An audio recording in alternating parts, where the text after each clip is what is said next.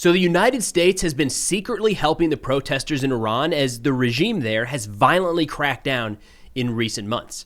Also, the U.S. just deployed a second carrier strike group to the Middle East as tensions there continue to rise.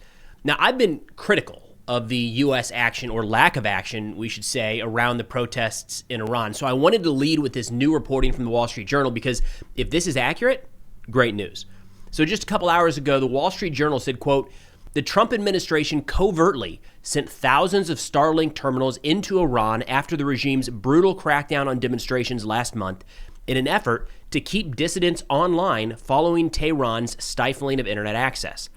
After Iranian authorities smothered mounting unrest in January by killing thousands of protesters and severely cutting internet connectivity, the U.S. smuggled roughly 6,000 of the satellite internet kits into the country, the first time the U.S. has directly sent Starlink into Iran. They say the State Department had purchased nearly 7,000 terminals in recent months, with most bought in January, to help anti-regime activists circumvent internet shutoffs in Iran. The purchase came after senior Trump administration appointees decided to divert some funds from other internet freedom initiatives inside of Iran to the purchasing of Starlink terminals instead. They said President Trump was aware of the deliveries, but they didn't know if he or someone else directly approved of this plan. Great news, right? I feel like this is one of those where no matter where you sit, positive. When a country is trying to shut off access to the outside world, where the people there are trying to show this is what we're dealing with. This is the brutality that is being brought down on everyday citizens. What a great move for any country. And I'm proud of the United States here for doing this, to just open up that access. Say, here you go. Tell your story.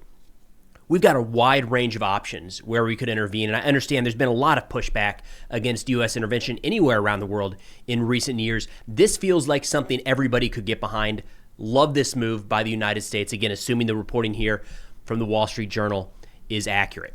Now, right now, we're seeing a flurry of back and forth when it comes to the Iran negotiations and what's happening there, what direction are we headed in, and unfortunately, to me, it looks like we've kind of seen this play out before. On February 6th, the United States Special Envoys Steve Witkoff and Jared Kushner met with the Iranian foreign minister in Oman.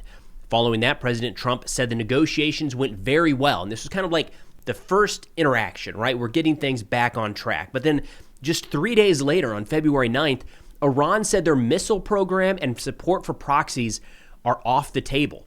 Then they came back a day later and said, well, actually, maybe we could talk about that stuff. We just got to resolve the nuclear issue first. Now, the challenge here is we have seen this play out before.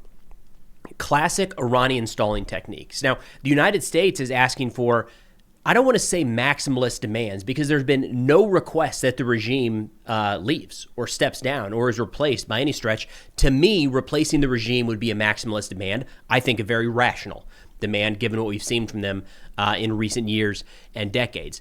Nonetheless, the asks from the United States in these negotiations have largely centered around capping or ending the Iranian nuclear program, capping or ending the Iranian ballistic missile program, cutting off their support for proxies around the region. And then at times, we have seen the inclusion of no punishment for the protesters. There's no indication that Iran is on board with that. And from all the reports we are seeing, it sounds like Iran has actually expanded the scope of who they are going after as it relates to these protests, seeking out, say, doctors that treated people in their hospitals from protest-related injuries. So the up, down, and sideways of these protests is normal. It's what's played out in the past. To me, this looks like a classic stalling technique, and that Iran has no real good faith of actually pursuing any negotiations. A personal assessment there, but adding to the personal assessment, I think we're at a real disadvantage with Witkoff and Kushner. Now, personally, with Witkoff, I don't think he's done a very good job in a lot of these negotiations he's been involved with. Kushner has not been as heavily involved in some of the ones I've been following, namely Ukraine. But the problem here, whether you think these guys are great or the best in the world or the worst, no matter where you sit on that, we're talking about two of the most complicated geopolitical issues of our time. Ending the war between Russia and Ukraine, the largest land war Europe has seen since World War II. That by itself is a monumental ask. Then we've got the Iranian nuclear question.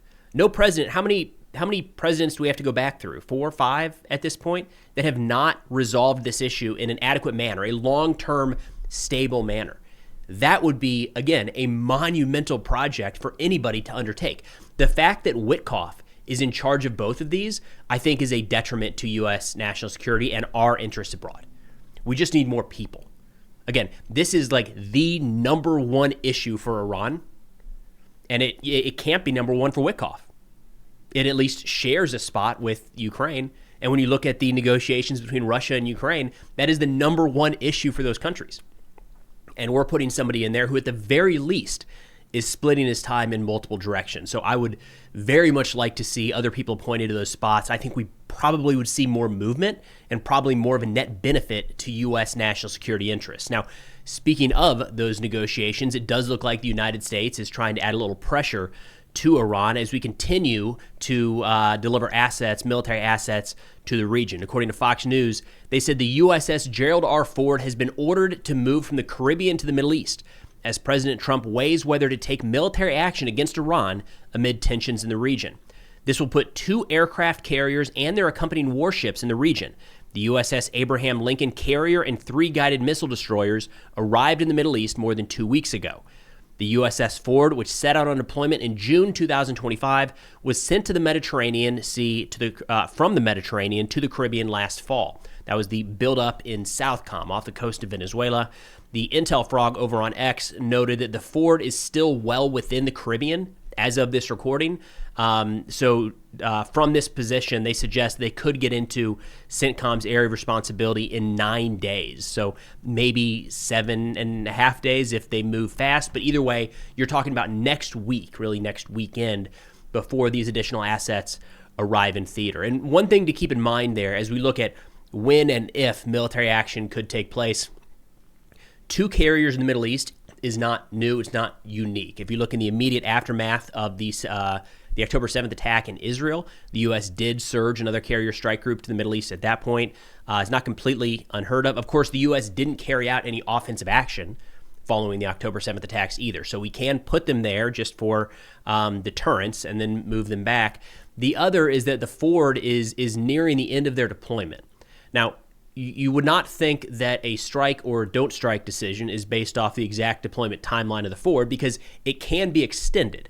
But that is something to consider. I mean, you generally don't want, it's not just a matter of these sailors being away from their sailors, pilots, and everybody on board being away from their family for longer. There's a lot of maintenance that gets deferred during the course of the deployment. You in a perfect scenario, would not want a warship going into battle with a lot of deferred maintenance. You would want it going in at the very beginning of a deployment. That's not always possible, but just something to keep back in mind.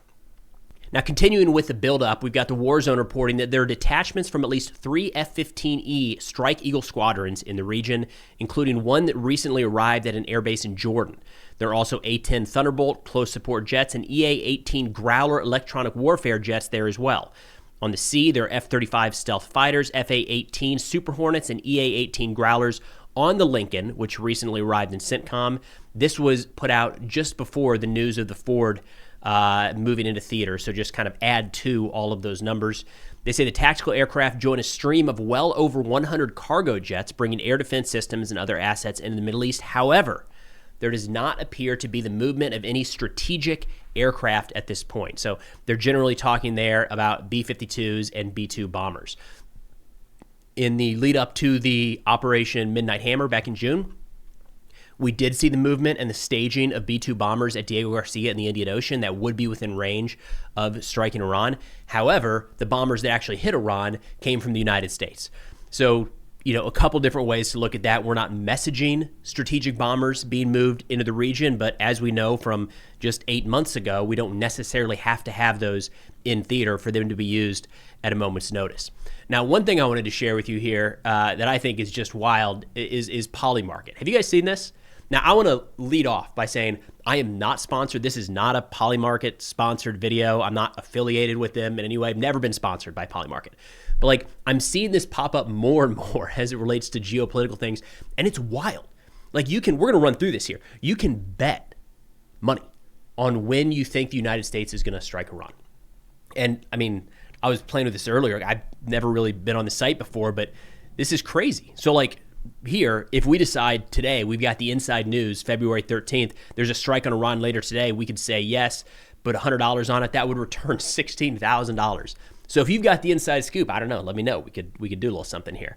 But moving down, so it's kind of broken out larger, but you can get into it like day by day and bet specific dates. But you come down here and say by June 30th, no, there will not be a strike. There you go. $100 turns into $172. It's crazy that this exists, I think. And of course, there's been a lot of talk recently about how much insider trading is going on around stuff like this. One thing I did want to mention, the reason I wanted to get into this is a couple days ago, they actually put down like the volume of how much people are trading in here, right? So you can see the shares and the graph of how much money is being spent, how many people are wagering on this. And a couple days ago, there was a massive buy, like $100,000 somebody put in for Iran to be bombed by the end of the day. It led to all sorts of speculation that like, this is it. They've got the inside scoop. This is someone at the Pentagon that knows the war plans, and here it comes. Of course, that didn't happen. It was like 3 days ago. But anyways, what a weird time we're in right now, being able to bet on when you think military operations will kick off. But if we go off Polymarket, I would say the general view from the public here is that no strikes will happen before June 30th. I mean, that's the odds here. 58% chance, if we read it that way, 58% chance, no strikes by June 30th. Now, one thing that could have increased the odds in a potential strike here, and I should mention on Polymarket they have it as well, they have, will the U.S. strike Iran, or will the U.S. or Israel strike Iran? And the odds for that is that the second one is actually much higher. Understandably so, because just yesterday, Israeli Prime Minister Benjamin Netanyahu made what I believe is his 7th trip to the United States since President Trump came off. That's wild. That's like almost every other, more than every other month at this point, isn't it? That's a lot of cross-Atlantic travel. Now, either way, Netanyahu was here. It seems like the focus of that trip was talking about Iran and the Iran negotiations. He issued a statement on the tarmac as he was departing saying, quote, "I've just concluded a short but important visit in Washington and a conversation with our great friend Trump. The president believes that the Iranians have already learned who they are dealing with. I believe that the conditions he is creating, combined with the fact that they certainly understand they made a mistake the last time by not reaching agreement, may create the conditions for achieving a good agreement. He wanted to hear my opinion. I will not hide from you that I expressed general skepticism regarding the quality of any agreement with Iran. But I said that if an agreement is indeed reached, it must include the elements that are very important to us from Israel's perspective, and in my view, not only Israel's. It is not just the nuclear issue, it is also the ballistic missiles and the Iranian proxies." To nobody's surprise, Israel is very concerned that Iran is just dragging their feet. I think they are right now. And Netanyahu is really pushing Trump. It seems like there's a concern in Israel, if I'm reading between the lines in some Israeli reporting, that Trump might be inching towards a limited agreement of sorts, and this shouldn't be a big shock, but Trump, we've seen in the way that he's approaching foreign policy, is very, very transactional in nature, wants to get a deal done. I mean, just in a video yesterday, he talked about, we're going to get a deal done with Iran. We have to get a deal done soon. To get a deal done and to have something maybe not even on paper would require a limiting of the scope of this agreement. So there's just no way that Iran is going to come to the table and agree on something with their nuclear program, ballistic missile program, proxies, and the protesters sometime in the next week, month, 6 months even. Let's be real. So a concern that I'm kind of reading is that they think that Trump might reduce that down to just maybe a very vague promise around the nuclear program, present that as the issue is resolved. And as we've seen with some other things, I mean, maybe Greenland is a good example, right? We're coming up on the 3-week mark since the administration said 2 weeks we'll have a new agreement here, and that's just kind of faded away. A real Israeli concern here is that that same type of thing could happen with Iran. We'll see. It's a lot of military assets moving into the region, but of course, you don't have to use those once they're there. It does just give President Trump the opportunity, if he feels like that is necessary, to force the Iranians' hand. But that's all we got for now. Thanks for watching, and I'll see y'all next time.